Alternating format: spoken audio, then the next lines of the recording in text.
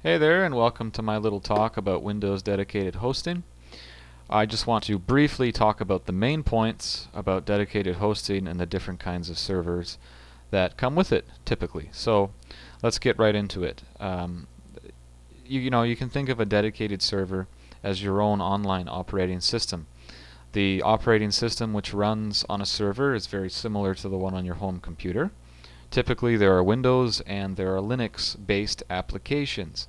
Now, people will generally side towards Windows hosting, and particularly if it's suitable for them to use programs like VBScript, Microsoft Access, ASP, that's Active Server Pages, as well as databases and things of that nature for e-commerce.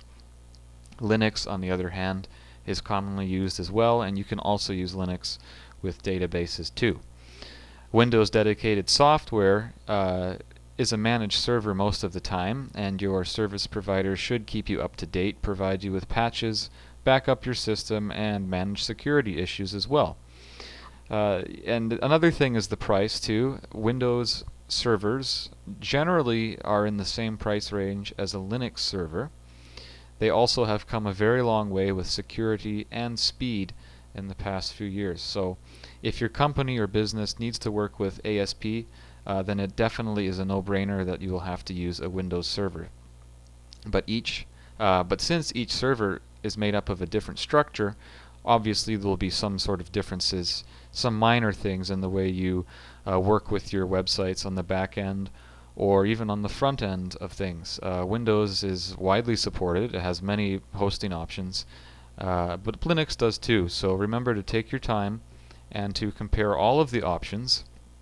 With a Windows server, you might even have a free virus protection for your online sites as well as your storage capabilities and just tiny details like that. So it's best to always review all of your options before you decide to go with a dedicated server, because it's a decent purchase and you want to make sure you get the best for your money.